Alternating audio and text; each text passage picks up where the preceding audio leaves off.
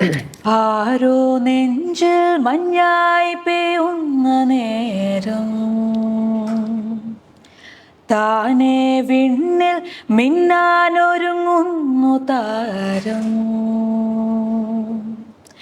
ഒരു തൂവൽ തെന്നലുമെല്ലേ മനമാകെ വന്നൊഴിയുമ്പോൾ അറിയാതെ കണ്ണുകളെന്തേ തേടി പെൺമണിയാളെ.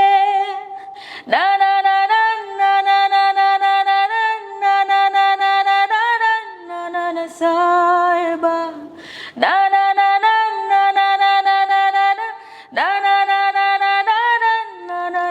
സായബാ.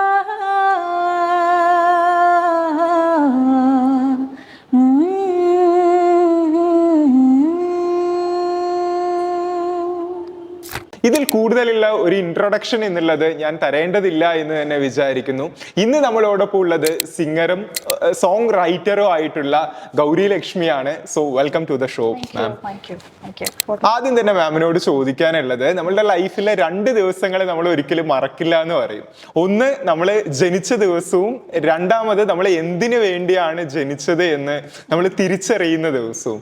ആ ഒരു ദിവസം എങ്ങനെയായിരുന്നു, എന്തായിരുന്നു? എന്തിനു വേണ്ടി ജനിച്ചു എന്നുള്ളൊരു കോംപ്ലിക്കേറ്റഡ് ക്വസ്റ്റ്യൻ ആണ്. അപ്പം അങ്ങനെ ഒരു നിങ്ങൾ ഞാൻ ചെയ്യുന്ന ജോലിനെ കുറിച്ചല്ല ചോദിക്കുന്നത്. അതെ, നമ്മളുടെ പർപ്പസ് കണ്ടെത്തുന്ന ഒരു ദിവസം. അവിടെ വീണ്ടും പ്രശ്നമായി. എനിക്ക് പർപ്പസിൽ വിശ്വാസമില്ല. അങ്ങനെ നമുക്ക് ആർക്കും വലിയ പർപ്പസ് ഒന്നും ഇല്ല എന്ന് വിചാരിക്കുന്ന ഒരാളാണ് ഞാൻ. നമ്മുടെ ഭൂമിയിലുള്ള ഒരുപാട് സ്പീഷീസിലുള്ള ഒരുപാട് ആനിമൽസിനെ പോലെ തന്നെ ഇവിടെ ജനിക്കുന്നു, കുറെ കാലം ജീവിക്കുന്നു, മരിക്കുന്നു, ഇത്രയേ ഉള്ളൂ ജീവിതം എന്ന് ആണ് എൻ്റെ ഒരു ബിലീഫ്. അങ്ങനെയാണ്. എൻ്റെ ജോലിയുടെ കാര്യമാണെങ്കിൽ എനിക്ക് ഇഷ്ടപ്പെട്ട ജോലിയിലേക്ക് ഞാൻ പോയതാണെങ്കിൽ ഇറ്റ്സ് മൈ വർക്ക്, അതിന്റെ പേർപ്പസ് അല്ല, അതെന്റെ ജോലിയാണ്. അപ്പം അത് ഈ പറഞ്ഞ പോലെ കുറെ നാളുകൾ കൊണ്ട് ഗ്രാജുവലി സംഭവിച്ചൊരു കാര്യം. അതൊരു പെർട്ടിക്കുലർ ദിവസം പെട്ടെന്ന് ഞാൻ ചാടി എണീറ്റിട്ട് യുറേക്ക ഞാൻ പാട്ടുകാരിയാവും അങ്ങനെയൊന്നല്ല. അത് ഗ്രാജുവലി ഓവർ ദി ഇയേഴ്സ് സംഭവിച്ചൊരു കാര്യമാണ്. പേർപ്പസ് കോൺസെപ്റ്റിൽ തന്നെ അവിടെ പ്രശ്നമാണ്. അല്ല, എങ്ങനെയായിരുന്നു ഈ ഒരു കൺക്ലൂഷനിൽ എത്തിപ്പെട്ടിട്ടുണ്ടായിരുന്നത്? അതായത് തുടക്കം മുതൽ തന്നെ ഈ ഒരു രീതിയിലുള്ള ബിലീഫ് സിസ്റ്റത്തിലൂടെ? അങ്ങനൊന്നുമല്ല. നമ്മള് ഇത്രയും വർഷം കൊണ്ട് നമ്മൾ ഓരോ പുതിയ പുതിയ കാര്യങ്ങൾ പഠിക്കുമ്പോൾ, പുതിയ ആളുകളെ കാണുമ്പോൾ, പുതിയ സ്ഥലങ്ങളിൽ പോകുമ്പോൾ, പുതിയ എക്സ്പീരിയൻസുകൾ വരുമ്പോഴൊക്കെ ഓരോ മനുഷ്യന്മാർക്കും ഓരോ കാര്യങ്ങളിലോട് നമ്മൾ കയറി ഒട്ടിപ്പിടിക്കുമല്ലോ. അപ്പൊ എനിക്ക് ഗ്രാജുവലി വന്നൊരു സംഭവമാണ്. ഇതിലൊന്നും വലിയ കാര്യമൊന്നുമില്ല, നമ്മളിങ്ങനെ പോകുന്നു, കുറെ കാലങ്ങളും മരിക്കും. ഇപ്പൊ പോകുന്ന അത്രയും കാലം സന്തോഷമായിട്ട് നല്ല സമാധാനമായിട്ട് പോവാം, അത്രേ ഉള്ളൂ. ഓക്കെ. സോ അങ്ങനെയാണെങ്കിൽ ഹാപ്പിനെസ് എന്ന് വെച്ചാൽ എന്താണെന്ന് ചോദിക്കുകയാണെങ്കിൽ എന്തായിരിക്കും പറയാ? What is happiness? ഹാപ്പിനെസ് എനിക്ക് മാത്രമുള്ള ഹാപ്പിനെസ് ആണ് പറയുന്നത്. According to you, what is happiness? Having a very peaceful life, അത്രേ ഉള്ള ഹാപ്പിനെസ്. സന്തോഷമായിട്ട് ചെറിയ ചെറിയ കാര്യങ്ങൾ ചെയ്ത് ഏറ്റവും സന്തോഷമായിട്ടുള്ള സ്പേസിൽ, ഏറ്റവും കംഫർട്ടബിൾ ആയിട്ടുള്ള പീസ്ഫുൾ ആയിട്ടുള്ള സ്പേസിൽ ഇരിക്കുക എന്നുള്ളതാണ് എനിക്ക് ഹാപ്പിനെസ്. നമ്മളെ എന്നുള്ളത് നമ്മളുടെ ചുറ്റിലുള്ള 5 പേരുടെ ഒരു പ്രൊഡക്റ്റ് ആണ്. You become who you surround your self എന്ന് പറയാറുണ്ട്. അത് മാമിന്റെ കാര്യത്തിൽ എങ്ങനെയാണ്? ആ ഒരു 5 പേര് എന്നുള്ളത് ആരാണ്? എൻ്റെ ഏറ്റവും ക്ലോസ് സർക്കിൾ വളരെ കുറച്ച് പേരേ ഉള്ളൂ. പക്ഷേ നമ്മൾ 5 പേരുടെ പ്രൊഡക്റ്റ് അല്ല. നമ്മൾ വന്ന വഴിയിൽ നമ്മൾ മീറ്റ് ചെയ്ത ഓരോ മനുഷ്യന്റെയും ഇൻഫ്ലുവൻസ് നമ്മുടെ ഗ്രോത്തിലുണ്ട്. It can be good influence, it can be bad influence. അപ്പൊ ഞാൻ എൻ്റെ ചുറ്റുമുള്ള 5 പേരുടെ പ്രൊഡക്റ്റ് അല്ല. ഞാൻ വന്ന വഴിയിൽ മീറ്റ് ചെയ്ത ഒരുപാട് മനുഷ്യന്മാരുടെ അടുത്തുനിന്ന് കിട്ടിയിട്ടുള്ള എന്താ പറയുക ഇൻഫ്ലുവൻസ് എന്നാണ് ഞാനിപ്പോൾ ഇവിടെ വന്നിരിക്കുന്നത്. So I don't believe I M like ആ ഒരു 5 പേർ പ്രൊഡക്റ്റ് അല്ല. പക്ഷെ എൻ്റെ ഇമ്മീഡിയറ്റ് 5 പേര് access it's like my family. എൻ്റെ ഫാമിലി എന്ന് പറഞ്ഞാൽ parents, sibling, my husband and ഒരു മേ ബി 1-2 ഫ്രണ്ട്സ് ഉണ്ടാവും, അത്രേ ഉള്ളൂ. ഓക്കെ. ഈ 5 പേരുടെ പ്രൊഡക്റ്റ് എന്നുള്ളത് കൊണ്ട് ഉദ്ദേശിച്ച് പാസ്റ്റിൽ നിന്ന് നോക്കുന്ന സമയത്ത് നമ്മൾ ഇതുവരെ എത്തി നിൽക്കുന്നത്, പക്ഷെ ഇനി അങ്ങോട്ടുള്ള നമ്മളുടെ ഗോള് കാര്യങ്ങളൊക്കെ നോക്കുന്ന സമയത്ത് നമ്മളിപ്പോ ആരുമായിട്ടാണോ സാർ പുതിയ ആളുകളെ നമ്മൾ മീറ്റ് ചെയ്യുമല്ലോ. അതെ, അവിടെ നമുക്ക് പുതിയ പുതിയ സാധനങ്ങൾ കിട്ടുമല്ലോ. നമ്മുടെ കൺട്രോളിലല്ലല്ലോ. ഓക്കെ. അപ്പൊ അങ്ങനെയാണെങ്കിൽ മാം ഇപ്പോ സിംഗിങ് കാര്യങ്ങളൊക്കെ ചെയ്യുന്നുണ്ട്, സോങ് റൈറ്റിംഗ് കാര്യങ്ങളൊക്കെ ചെയ്യുന്നുണ്ട്. അപ്പൊ ഇനി അങ്ങോട്ടുള്ള ഒരു 2 വർഷം കഴിയുന്ന സമയത്ത് ഇതാണ് ഗോൾ, ഇതിനു വേണ്ടിയിട്ടാണ് ഞാൻ വർക്ക് ചെയ്യുന്നത്, അങ്ങനെയുള്ള എന്തെങ്കിലും ഗോൾസ്, എയിംസ് കാര്യങ്ങളൊക്കെ വെച്ചിട്ട് ഒന്നുമില്ല. ഒരു ഗോളില്ല. ഓക്കെ, ഗോളില് വിശ്വാസം കാര്യങ്ങളില്ല. വിശ്വാസമല്ലല്ലോ, ഗോളില്ല. എനിക്ക് മാർച്ചിൽ എന്താ ചെയ്യേണ്ടതെന്ന് എനിക്കറിയാം. മാർച്ച് മാസം എന്ത് ചെയ്യണമെന്ന് എനിക്കറിയാം. ഓക്കെ, അപ്പോ ഓരോ ദിവസവും ഉറങ്ങി എഴുന്നേൽക്കുന്ന സമയത്ത് എന്ത് മൈൻഡിൽ വെച്ചിട്ടായിരിക്കും? രാവിലത്തെ കട്ടൻ കാപ്പി ഏറ്റവും കറക്റ്റ് ആയിട്ട് എങ്ങനെ ഉണ്ടാക്കാം, മാത്രം വളരെ സിമ്പിൾ ആയിട്ടുള്ള. Okay okay. പിന്നെ മാമിന്റെ ഇന്റർവ്യൂ കാര്യങ്ങൾ കണ്ടതിൽ നിന്നും മറ്റുമൊക്കെ ഒരുപാട് മെന്റൽ ഹെൽത്ത് ഇഷ്യൂസിലൂടെയും മറ്റും നമ്മളുടെ പാസ്റ്റിൽ കടന്നു വന്നിട്ടുണ്ട്. ഇപ്പോഴാണെങ്കിൽ പോലും ഒരുപാട് പേര് ഡിപ്രഷൻ എന്നുള്ള സ്റ്റേജിലൂടെ കടന്നു പോകുന്നുണ്ട്. പലരും ഈ ഡിപ്രഷൻ എന്നൊക്കെ പറയുന്ന സമയത്ത് ചിലർ അതിനെ തെറ്റായ വേർഡ് യൂസ് ചെയ്യുന്നുണ്ട് എന്ന് വരെ നമുക്ക് തോന്നിയിട്ടുണ്ട്. പലരും എന്തെങ്കിലും കാര്യത്തിൽ ഭയങ്കരമായിട്ട് സ്ട്രെസ്ഡ് ആയിരിക്കും, പക്ഷെ അവരതിനെ യൂസ് ചെയ്യുന്നത് ഞാൻ ഡിപ്രഷനിലാണ് എന്നുള്ള രീതിയിലായിരിക്കും യൂസ് ചെയ്യുന്നുണ്ടാവുക. So what is actually depression ma'am? Medically അല്ല, ഒരു എക്സ്പീരിയൻസ്ഡ് പേഴ്സൺ എന്നുള്ള രീതിയിലോ സംതിങ്. എനിക്ക് ഡിപ്രഷൻ എന്ന് പറയുന്നത് ഒരു സൈഡിലുള്ള ഒരു സാധനം മാത്രമായിരുന്നു. എനിക്ക് ഡിപ്രഷൻ എന്ന് പറയുന്ന ഒരു കണ്ടീഷൻ ആണെന്ന് വേണമെങ്കിൽ പറയാം. എനിക്കുണ്ടായിരുന്ന ഡിസോർഡേഴ്സ് ആയിരുന്നു. ഡിസോർഡർ എന്ന് പറഞ്ഞാൽ it will be there, like ജനിക്കുമ്പോൾ കൂടെ വന്നതായിരിക്കും, അല്ലെങ്കിൽ വളർന്നു വന്ന സാഹചര്യത്തിൽ ഗ്രാജുവലി ഡെവലപ്പായി വന്നതായിരിക്കും, വാട്ട് എവർ. ആ ഡിസോർഡർ അവിടെ തന്നെ ഉണ്ട്, അതെവിടെയും പോവില്ല. അതിന്റെ ഒരു സൈഡ് പ്രൊഡക്റ്റ് ആണ് എനിക്ക് ഡിപ്രഷൻ അല്ലെങ്കിൽ ആങ്സൈറ്റി എന്നൊക്കെ പറയുന്ന സാധനങ്ങൾ.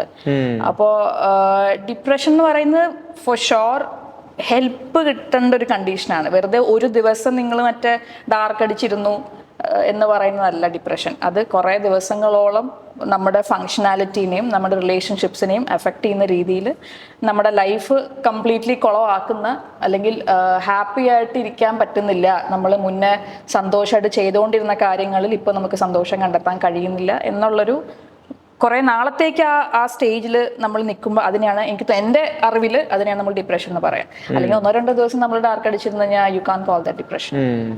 ഇപ്പോ ഒരു വ്യക്തി ആ ഒരു സ്റ്റേറ്റിലൂടെ കടന്നു പോവുകയാണെന്നുണ്ടെങ്കിൽ, ഇപ്പൊ മാം ആണെങ്കിലും പേഴ്സണലി പല തെറാപ്പി കാര്യങ്ങളൊക്കെ അറ്റൻഡ് ചെയ്യുന്നുണ്ടല്ലോ. അപ്പോ ഇങ്ങനെ കടന്നു പോകുന്ന വ്യക്തി അതിനെ എങ്ങനെയാണ് ഹാൻഡിൽ ചെയ്ത് ഗോ ത്രൂ ചെയ്യേണ്ടത്? നല്ല തെറാപ്പിസ്റ്റിനെ കണ്ടുപിടിക്കുക, ഹെൽപ്പ് എടുക്കുക, അത്രേ ഉള്ളൂ. വേറെ നിങ്ങൾ എന്ത് തലകുത്തി മറിഞ്ഞാലും ഒരു നല്ലൊരു പ്രൊഫഷണലിന്റെ അടുത്ത് നിന്ന് നിങ്ങൾക്ക് ഹെൽപ്പ്, പ്രൊഫഷണലിന്റെ അടുത്ത് പോയിട്ട് അവർ പഠിച്ചിട്ടിരിക്കുന്നവരാണല്ലോ, അപ്പം അവരുടെ അടുത്ത് നിന്ന് കിട്ടുന്ന പോലത്തെ ഹെൽപ്പ് നിങ്ങൾക്ക് വേറെ എവിടെ നിന്ന് കിട്ടാൻ പോകുന്നില്ല. അപ്പൊ ആ രീതിയിൽ അതിനെ കുറച്ച് ഒന്ന് സീരിയസ് ആയിട്ട് തന്നെ കണ്ടുകൊണ്ട് ഹെൽപ്പ്. കാലൊടിഞ്ഞ ഡോക്ടറിന്റെ അടുത്ത് പോയില്ലേ, ഓർത്തോന്റെ അടുത്ത് പോയില്ലേ, കാലൊടിഞ്ഞു കഴിഞ്ഞാല് മറ്റേ ശരിയായിക്കോളെന്നും പറഞ്ഞ് വീട്ടിലിരിക്കില്ലല്ലോ. ഓക്കെ. അപ്പോൾ ഈ ഒരു ജേണിയിൽ, ഈ ഒരു 30 years ജേണിയിൽ മാം ലേൺ ചെയ്ത 2 ഹാർഡസ്റ്റ് ലൈഫ് ലെസൺ എന്താന്ന് ചോദിക്കുകയാണെങ്കിൽ എന്തായിരിക്കും പറയാൻ പറ്റും? ഹാർഡസ്റ്റ് എന്നൊക്കെ പറഞ്ഞു എനിക്കറിയില്ല. ഹാർഡസ്റ്റ് ലൈഫ് ലെസൺ എന്താ ഉദ്ദേശിച്ചിട്ടും കുറച്ച് കഠിനമായ ജീവിത പാഠം എന്നൊക്കെ പറയാൻ പറ്റുന്നത് ഗൗരി ലക്ഷ്മി ഈ ഒരു ജേണിയിൽ ലേൺ ചെയ്തിട്ടില്ല കുറച്ച് ചില ലൈഫ് ലെസൺസ് ഉണ്ടാവുമല്ലോ. കഠിനമല്ല, ഏറ്റവും ഇമ്പോർട്ടന്റ് ആയിട്ടുള്ള എന്തായാലും നോക്കുവാണെങ്കിൽ you have to keep working on yourself. ഒരു ഇതുവരെ നമ്മൾ മറ്റേ ഓക്കെ നമ്മളിപ്പോൾ അടിപൊളിയായി, ഇനി നമുക്ക് ഇങ്ങനെ അങ്ങ് പോയാൽ മതി. Especially in relationships you have to keep working. ഒരു റിലേഷൻഷിപ്പും ഒരു സ്ഥലത്ത് പോയിട്ട് ഇങ്ങനെ ഓക്കെ ഇനി അങ്ങോട്ട് ഇനി ഇങ്ങനെ മറ്റേ ഹാപ്പിലി എവർ ആഫ്റ്റർ എന്നൊരു സംഭവമേ ഇല്ല. You have to keep working, you have to keep growing. അത് എനിക്ക് തോന്നുന്നു അതാണ് നമ്മുടെ സിനിമകളിലും നമ്മുടെ ജനറലി ഉള്ള ഒരു റൊമാൻറ്റിസൈസിങ് പരിപാടി ഉണ്ടല്ലോ, റിലേഷൻഷിപ്സിനെ ആളുകളുടെയും ലൈക്ക് ഫ്രണ്ട്ഷിപ്സ് എന്തോ ആയിക്കോട്ടെ, അതിൽ you have to keep on putting effort. അപ്പോൾ റിലേഷൻഷിപ്സിന് നമുക്കൊരു എൻ പോയിന്റ് ഇല്ല. ഇതുവരെ നമ്മൾ ജോലി ചെയ്യുന്നു, പിന്നെ നമ്മൾ ഇങ്ങനെ ചുമ്മാ റെസ്റ്റ് എടുക്കുന്നു, റിലേഷൻഷിപ്പ് ഇങ്ങനെ സക്സസ്ഫുൾ ആയിട്ട് ഇങ്ങനെ പോയിക്കോളും, അങ്ങനെ ഒരു സംഭവമേ ഇല്ല. ഓരോ ദിവസവും പുതിയ പുതിയ ഹേർഡിൽസ് വരും. രണ്ടുപേരും ഒരുപോലെ എഫേർട്ട് ഇട്ട് മുന്നോട്ട് പോകേണ്ട ഒരു സംഭവമാണ്. Just like you have to keep working out your body, അതുപോലെ തന്നെയാണ് റിലേഷൻഷിപ്സ്. അതാണ് എനിക്ക് തോന്നുന്നു ഒരു ഭയങ്കര അടിപൊളി ലെസൺ, നമുക്ക് പ്രയോജനമുള്ള ഒരു ലെസൺ എനിക്ക് തോന്നിയിട്ടുള്ളത്. രണ്ടെണ്ണം പറയണം അല്ലേ? ഒരു കരിയർ ലെസൺ എന്നുള്ള രീതിയിലോ സംതിങ് ചോദിക്കുകയാണെങ്കിൽ ക്ഷമ ഭയങ്കര ഇമ്പോർട്ടന്റ് ആണ്. ക്ഷമ ആൻഡ് കൺസിസ്റ്റൻസി. അതിന് അല്ലാണ്ട് വേറെ മറ്റേ കുറുക്ക് വഴിയൊന്നും ഇല്ല. കുറേ വർഷം കൊണ്ട് കൺസിസ്റ്റന്റ് ആയിട്ട് പണിയെടുത്താൽ മാത്രമേ നിങ്ങൾക്ക് ഒരു സേഫ് സ്പേസിൽ എത്താൻ പറ്റുള്ളൂ. ക്ഷമ ഇസ് വെരി ഇമ്പോർട്ടന്റ്. ഇന്നത്തെ കാലത്ത് ഒരുപാട് ആളുകൾക്ക് ഇതുപോലെ തന്നെ അവിടെ എത്തണം, അതാവണം എന്നുള്ള രീതിയിൽ, ഇപ്പോൾ മാമിനെ പോലെ ആണെങ്കിൽ സിംഗർ ആവണം എന്നുള്ള രീതിയിലൊക്കെ ഒരുപാട് ഗോൾസ് കാര്യങ്ങളൊക്കെ ഉള്ളവരായിരിക്കും. പക്ഷെ അതിൽ നോക്കുകയാണെങ്കിൽ 95% ഓഫ് ആളുകളും ആ ഒരു സ്റ്റേറ്റിലേക്ക് എത്തിപ്പെടുന്നുണ്ടാവില്ല. ആ ഒരു സ്റ്റേറ്റിൽ എപ്പോഴെങ്കിലും എത്തിപ്പെട്ടാലും അവിടെ നിലനിൽക്കുന്നവര് കുറവായിരിക്കും. അപ്പോൾ അതിനുള്ള റീസൺ എന്നുള്ളതും എന്തായിരിക്കും എന്നാണ് വിചാരിക്കുന്നത്? നമുക്കൊരു സ്ഥലത്ത് പിൻ പോയിന്റ് ചെയ്യാൻ പറ്റില്ലല്ലോ, ഓരോ ആൾക്കും ഓരോ ജേർണി അല്ലേ. ഞാൻ കണ്ടിട്ട് ഞാൻ ഒബ്സർവ് ചെയ്തിട്ട് ഇങ്ങനെ ആവാൻ പാടില്ല എന്ന് തോന്നിയ കുറച്ച് കാര്യങ്ങൾ എനിക്ക് തോന്നിയിട്ടുള്ളത്, കുറച്ച് കഴിയുമ്പോഴേക്കും നമ്മൾ പണി ബോറടിക്കും. ബോറടിച്ച് കഴിയുമ്പോൾ ഓട്ടോമാറ്റിക്കലി നമ്മൾ കൊടുക്കുന്ന ഔട്ട്പുട്ടും കുറയും. അപ്പം ഈ ബോറടിക്കാണ്ട് ജോലി ചെയ്തുകൊണ്ടിരിക്കുക എന്നുള്ളത് ഭയങ്കര ഇമ്പോർട്ടൻ്റ് ആണ്. അപ്പോൾ ബോറടിക്കാണ്ടിരിക്കണമെങ്കിൽ നമ്മൾ അപ്ഡേറ്റ് ചെയ്തുകൊണ്ടിരിക്കണം, നമ്മൾ ചെയ്യണ കാര്യങ്ങൾ ചെറിയ ചെറിയ ട്വീക്സ് ചെയ്തുകൊണ്ടേയിരിക്കണം. അല്ലെങ്കിൽ നമ്മൾ ഒരു സ്ഥലത്ത് സ്റ്റക്കായി പോകും. സ്റ്റക്കായി കഴിഞ്ഞാൽ കുറച്ചുമ്പം നമ്മളെ എന്താ പറയുക, അതിനേക്കാളും ബെറ്റർ ആയിട്ടുള്ള ഇതൊരു കോമ്പറ്റീഷൻ, മറ്റേ സർവൈവൽ ഓഫ് ദി ഫിറ്റസ്റ്റ് തന്നെയാണ് എല്ലാ ഫീൽഡിലും. അപ്പോൾ നമ്മൾ എന്തെങ്കിലും ചെറിയ ചെറിയ കാര്യം ട്വീക്ക് ചെയ്തുകൊണ്ടിരിക്കുക, അപ്ഡേറ്റ് ചെയ്തുകൊണ്ടിരിക്കുക. അപ്പം ഈ അപ്ഡേഷൻ കട്ടാകുമ്പോഴേക്കും ഒരുപാട് ആളുകൾ ഒരു സ്റ്റാഗ്നന്റ് സ്പേസിൽ നിന്ന് പോകുന്ന പോലെ തോന്നിയിട്ടുണ്ട്. Updation is very important. ലൈഫിൽ എപ്പോഴെങ്കിലും ഓൾമോസ്റ്റ് ഡൈഡ് എന്നുള്ള ഒരു സിറ്റുവേഷനിലൂടെ കടന്നു പോയിട്ടുണ്ടോ? ഓൾമോസ്റ്റ് ഡൈഡ് അല്ല, നമ്മൾ ജീവനോടെ ഇരിക്കാൻ വേണ്ടിയിട്ട് റീസൺസ് തപ്പുന്ന സ്റ്റേജിലൊക്കെ പോയിട്ടുണ്ട്. Why should I B alive എന്നുള്ളത് നമുക്ക് ഭയങ്കര മറ്റേ എക്സ്ട്രീംലി എല്ലാ ഹോപ്പും നശിച്ച സമയത്തൊക്കെ എന്തെങ്കിലും കാരണങ്ങൾ നമ്മളിങ്ങനെ തപ്പും, ജീവനോടെ ഇരിക്കാൻ എന്തെങ്കിലും റീസൺ ഉണ്ടോന്ന്. അങ്ങനത്തെ സിറ്റുവേഷനൊക്കെ പോയിട്ടുണ്ട്. ഒരു സമയത്ത് എൻ്റെ പട്ടിയാണ് എൻ്റെ റീസൺ. ഞാൻ മരിച്ചു പോയി കഴിഞ്ഞാൽ ഇവൻ ആര് ഫുഡ് കൊടുക്കും, അപ്പം അതുകൊണ്ട് ഞാൻ ജീവനോടെ ഇരിക്കണം. അപ്പൊ അങ്ങനെയൊക്കെ ഉണ്ടായിട്ടുണ്ട്. ജീവനോടെ ഇരിക്കാനായിട്ട് ചെറിയ ചെറിയ കാരണങ്ങൾ ആണെങ്കിൽ നമ്മളത് കണ്ടെത്തുക. അത്രയും സ്നേഹം ഉണ്ടല്ലോ, ഞാൻ ചത്തു പോയി കഴിഞ്ഞാൽ പിന്നെ പട്ടി ആര് നോക്കും, ഞാൻ നോക്കണ്ടേ. അപ്പൊ അതുകൊണ്ട് അവനെ നോക്കുമ്പോഴേക്കും ഓക്കെ, ഞാൻ പോയി കഴിഞ്ഞാൽ പിന്നെ ഇവന്റെ കാര്യം കഷ്ടത്തിലാവും, പിന്നെ ശരി. അങ്ങനെ ഉണ്ടായിട്ടുണ്ട്. വണ്ടർഫുൾ. ഓക്കെ, ഇപ്പോൾ പലർക്കും പല കാര്യങ്ങളും, ഞാൻ ഒരു റോ ആയിട്ട് പറയാണ്, പലർക്കും പല കാര്യങ്ങളും ചെയ്യാനായിട്ട് ലൈഫിൽ എവിടെയെങ്കിലും എത്തിപ്പെടാനായിട്ടും ഒക്കെ എത്തിപ്പെടണമെന്നുണ്ടാവും. പക്ഷെ അവർക്കൊക്കെ ഭയങ്കര ഫിയർ എന്നുള്ള ഒരു കാര്യമായിരിക്കും അവരെ പിന്നോട്ട് വലിക്കുന്നുണ്ടാവുക. സോ ഒന്നുകൂടി ലൈഫിൽ ഫിയർലെസ് ആവാനായിട്ട് എന്തെങ്കിലും ഒരു മന്ത്ര കൊടുക്കാൻ പറയുകയാണെങ്കിൽ എന്തായിരിക്കും? ഞാൻ മറ്റേ കഷ്ടപ്പെട്ട് ഫിയർലെസ് ആയ ആളല്ല. എനിക്ക് പണ്ട് മുതലേ ഫിയർ കുറച്ച് കുറവാണ്. അതെന്താന്ന് ചോദിച്ചാൽ എനിക്കറിയില്ല. അത്ര ഇഷ്ടമുള്ളതുകൊണ്ടായിരിക്കും, ചിലപ്പോൾ വേണ്ട സാധനത്തിനോട് അത്ര ഇഷ്ടമുള്ളതുകൊണ്ടായിരിക്കും. വേറൊന്നും വിഷയമല്ല, ഞാനിത് ചെയ്തേ പറ്റുള്ളൂ, എനിക്കിത് കിട്ടിയേ പറ്റുള്ളൂ എന്നുള്ളൊരു വാശിപ്പുറത്ത് പോയതാണ്. അപ്പം അങ്ങനെ പേടി തോന്നിയിട്ടില്ല. ശരിക്കും എനിക്ക് പേടി തോന്നിയൊരു സിറ്റുവേഷൻ ഇല്ല. മേ ബി ആദ്യം മുതലേ മറ്റേ ഒരുപാട് പേർക്ക് ഇപ്പം ഫോർ എക്സാമ്പിൾ ഇപ്പോൾ ആർട്ടിസ്റ്റ് ആവണമെങ്കിൽ തന്നെ ഒരുപാട് പേർക്ക് ഏറ്റവും വലിയ പ്രശ്നം ഫൈനാൻഷ്യലി ഹാൻഡിൽ ചെയ്യാൻ പറ്റുമോ, കുറേ നാൾ സ്ട്രഗിൾ ചെയ്താലേ നമ്മളൊരു സേഫ് സ്പേസിലോട്ട് എത്തുള്ളൂ ഫൈനാൻഷ്യലി. അപ്പം അങ്ങനെയൊക്കെ പേടിക്കുന്നവരെ ഞാൻ കണ്ടിട്ടുണ്ട്. എനിക്ക് അങ്ങനത്തെ പേടിയും തോന്നിയിട്ടില്ല. പൈസ ഇല്ലെങ്കിൽ ഞാൻ അതൊക്കെ തന്നെ ചെയ്തുകൊണ്ടിരിക്കും. അപ്പൊ എന്റെ അടുത്ത് മന്ത്രം കിട്ടാൻ ബുദ്ധിമുട്ടായിരിക്കും. അല്ല, ആ ഒരു നമ്മളുടെ റീസൺ എന്നുള്ളത് സ്ട്രോങ് ആണ്. എനിക്കതാ തോന്നുന്നത്. ആ റീസണിന്റെ മുമ്പില് പേടിയൊന്നും അങ്ങനെ വന്നിട്ട് ഒരു വിഷയമല്ല. ഓക്കെ ഓക്കെ, ആ ഒരു റീസൺ എന്നുള്ളത് സ്ട്രോങ് ആവാതിരിക്കുന്ന സമയത്താണ് നമുക്ക് ഇങ്ങനെയുള്ള കാര്യങ്ങളൊക്കെ ആയിരിക്കാം. ഞാനത് ജനറലൈസ് ചെയ്യുന്നില്ല, ആയിരിക്കാം. ഇതിനു മുൻപ് മാം പല ഇന്റർവ്യൂസിലും പറഞ്ഞിട്ടുള്ള കാര്യമാണ്, പല റിലേഷൻഷിപ്പിലും ഉണ്ടായ ബ്രേക്കപ്പുകളെ പറ്റിയും മറ്റുമൊക്കെ. Love is not enough for a relationship, in a relationship എന്ന് പറയാറുണ്ട്. സോ ഇതിനെ പറ്റിയുള്ള മാമിന്റെ കാഴ്ചപ്പാട് എന്താണ്?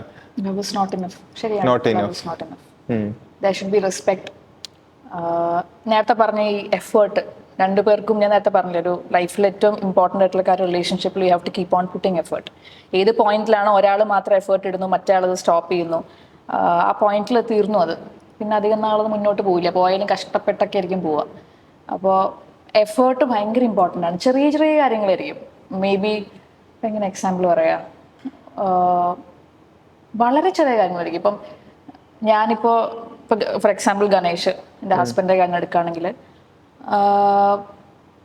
ഗണേഷ് ഇപ്പോൾ സംസാരിക്കുമ്പോൾ ചിലപ്പോൾ എനിക്ക് തോന്നും നിനക്കിത് കുറച്ചുകൂടി സ്നേഹമായിട്ട് പറഞ്ഞൂടെ എന്ന് ചോദിച്ചു കഴിഞ്ഞാൽ അതിൻ്റെ കൂടെ മേ ബി എന്തെങ്കിലും, ഇപ്പം ഹീസ് തമിഴ്, അപ്പം മേ ബി നീ എന്താ പറയുന്നതെന്ന് ചോദിക്കുന്ന സ്ഥലത്ത് ആ ഒരു മറ്റേ അതിന്റെ tonality ഇല്ല ഇവര് മറ്റേ എന്തെങ്കിലും മറ്റേ ഈ തമിഴ് ആളുകൾ നമ്മള് മോളെന്ന് വിളിക്കുന്ന അവര് മറ്റേ കണ്ണ എന്നൊക്കെ ആ ഒരു സാധനം ആഡ് ചെയ്താൽ മതിയാവും. അപ്പൊ അടുത്ത സംഭവം ഞാനത് കേട്ടു തുടങ്ങുമ്പോഴേക്കും അത് ഭയങ്കര കാര്യമായിരിക്കും. അപ്പൊ ഇന്നലെ വരെ എന്നടി സൊൽറേ എന്നുള്ള സ്ഥലത്ത് എന്നമ്മ സൊൽറേ എന്നായിരിക്കും അടുത്ത ദിവസം വരിക. അപ്പത്തേക്കും മൊത്തം സാധനം മാറിയില്ലേ. മാറി. അതെ അതെ അതെ.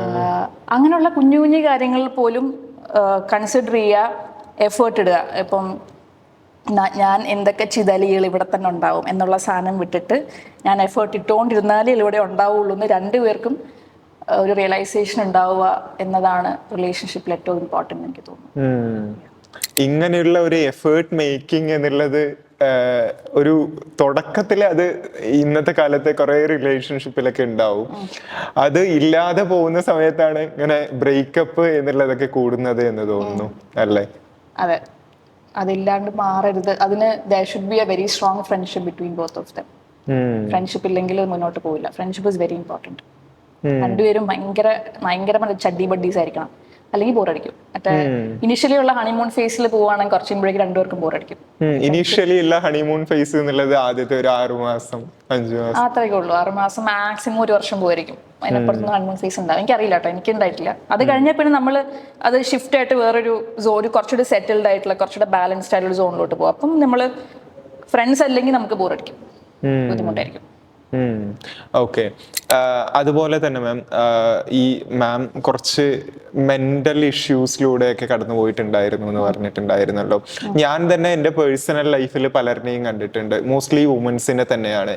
അവരെ നോർമലി കാണാനായിട്ട് വളരെ ഹൈപ്പർ ആക്റ്റീവ് ആയിട്ടുള്ള, ഭയങ്കര ഹാപ്പി ആയിട്ടുള്ള ഒരു പേഴ്സൺ ആയിട്ടൊക്കെ ആയിരിക്കും പ്രൊജക്റ്റ് ആവുന്നുണ്ടാവുക. പക്ഷെ സംതിങ് അവർ ചെറിയ കാര്യങ്ങൾക്ക് പോലും അത് കുഴഞ്ഞു മറിഞ്ഞ് ആലോചിക്കുന്ന രീതിയിലൊക്കെ ആയിരിക്കും ഉണ്ടാവുക. അപ്പൊ ഞാൻ തന്നെ എങ്ങനെ ചിന്തിച്ചിട്ടുണ്ട്, ഇവർക്ക് സംതിങ് എന്താണ് ഇത്, ജസ്റ്റ് എമോഷണൽ മെച്യൂരിറ്റിയുടെ കുറവാണോ എന്നുള്ളത് ഞാൻ തന്നെ ചിന്തിക്കുന്ന മൊമെന്റ്സ് ഉണ്ടായിട്ടുണ്ട്. പക്ഷെ അത് മാത്രമല്ല എന്ന് തോന്നുന്നു അല്ലേ? അതായത് വേറെ നമ്മളുടെ ഫിസിക്കൽ പ്രോബ്ലംസ് കൂടി അതിൽ കണക്റ്റഡ് ആണെന്ന് മാം പറയുന്നുണ്ടായിരുന്നു. ഫിസിക്കലായിട്ടുള്ള തലത്തിൽ നിന്നാണ് ഹീലിംഗ് നടക്കേണ്ടത്, അങ്ങനെയുള്ള കാര്യങ്ങൾ. ബോഡി കീപ്സ് സ്കോർ എന്ന് പറഞ്ഞൊരു ബുക്ക് ഉണ്ട്. ബോഡി കീപ്സ് ദ സ്കോർ ഒരു ബുക്ക് ഉണ്ട്.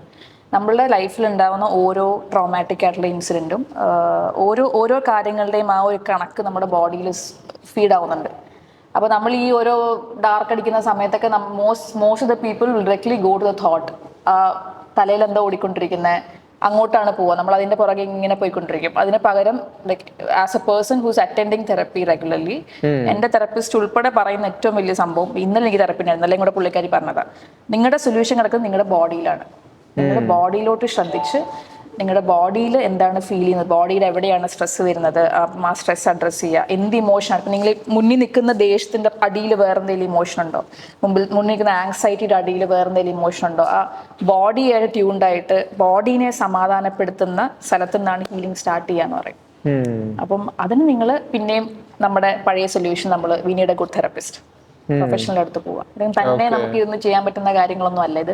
പ്രൊഫഷണലി ട്രെയിൻഡ് ആയിട്ടുള്ള ആൾക്ക് നല്ലൊരു തെറപ്പിസ്റ്റിന് ഹെൽപ്പോട് കൂടി ചെയ്യേണ്ട സംഭവങ്ങളാണ്. ആൻഡ് ഉറപ്പായിട്ട് വൺസ് നമ്മൾ ബോഡീനെ എന്താ പറയുക കേട്ട് തുടങ്ങുമ്പോൾ, അതിനോട് ശ്രദ്ധിച്ച് തുടങ്ങുമ്പോഴേക്കും ഈ കാര്യങ്ങളൊക്കെ മാറാൻ തുടങ്ങും. യെസ്. ഓക്കെ. അപ്പോൾ ഇപ്പോ മെഡിറ്റേഷൻ അങ്ങനെയുള്ള കാര്യങ്ങളൊക്കെ അതൊക്കെ സൈഡിൽ കൂടെ പോകുന്ന സംഭവങ്ങളാണെന്ന് എനിക്ക് തോന്നിയിട്ടില്ല. മെഡിറ്റേഷൻ കൊണ്ട് മാത്രമൊന്നും നമ്മുടെ പ്രശ്നങ്ങളൊന്നും മാറാനൊന്നും പോകുന്നില്ല. നമ്മുടെ അകത്ത് കിടക്കുന്ന കാര്യങ്ങൾ ഡീൽ ചെയ്യേണ്ട രീതിയിൽ ഡീൽ ചെയ്ത് സെൽഫ് അവെയർ ആയി ഓരോ സിറ്റുവേഷൻ നമ്മുടെ റിയാക്ഷൻസിനെ കുറിച്ച് വളരെ ക്ലിയർ ആയിട്ടുള്ള ഐഡിയാസ് ഉണ്ടായി. അങ്ങനെ ഒരുപാട് സ്റ്റെപ്സിൽ കൂടി ഒരാൾ അയാളുടെ ഹീലിംഗ് സ്റ്റാർട്ട് ചെയ്യുക. അയാളുടെ ജീവിതത്തെ പ്രശ്നങ്ങൾ ഓരോ നമ്മൾ ഡീൽ ചെയ്ത് തുടങ്ങുക. ചുമ്മാ എല്ലാ ദിവസവും ഇരുന്ന് മെഡിറ്റേറ്റ് ചെയ്താലൊന്നും അത് നേരെയാവില്ല. ശരിയാണെന്നില്ല. ഓക്കെ.